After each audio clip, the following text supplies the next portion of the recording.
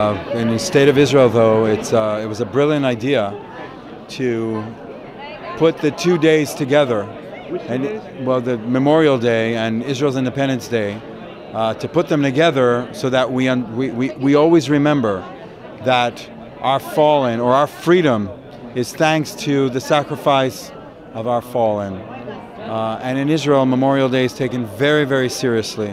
It's a fully immersive day of mourning where the whole country comes together to support the families, and unfortunately we have so many that have fallen in our wars and in terror attacks over the years, so that when we come to Independence Day, we come to Independence Day going through the prism of Memorial Day, and it's a very, very powerful educational tool.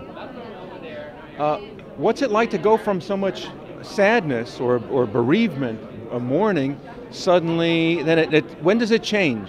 Well, it's a very Israeli experience. We go from absolute mourning to it switches in a moment. The minute we go into Independence Day, it's fireworks time and it's celebration time.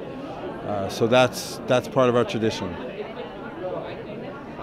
Does it change the next morning like it does in America, the Western world, or when does it switch from one holiday to the next? Well, in Jewish tradition, we celebrate holidays by the eve of the holiday. So that we have the eve of Memorial Day, into Memorial Day, and then into the eve of Independence Day, which is at the end of Memorial Day as the sun sets. So that's when you have that emotional switch from sadness to celebration in Israel.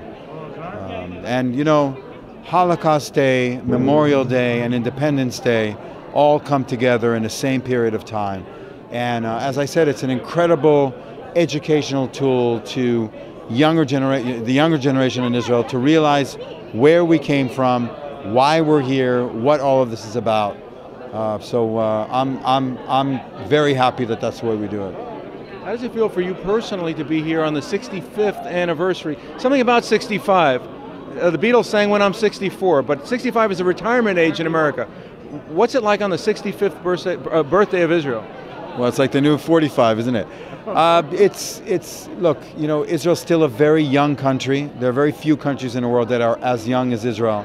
And for us, we don't take it for granted. We celebrate each day in our young nation's life. We realize where we came from. We realize what it meant to have a world without a Jewish state and how significant it is to have a Jewish state. And many of us who have seen that video or those clips of Israeli F-15 fighter planes flying over Auschwitz, and the message of never again, of Jews coming back to history, of being able to defend ourselves and to stand proudly, and to help Jews around the world stand proudly and securely. This is the miracle of Israel. So it's something to be very proud of. 65 is a tremendous year to mark this celebration, and that's why we're all here tonight.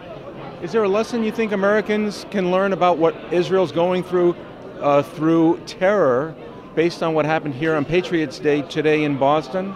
Well, you know, we opened this celebration tonight with a moment of marking the sadness and the prayers of the people of Israel for the people of Boston and the families of the victims.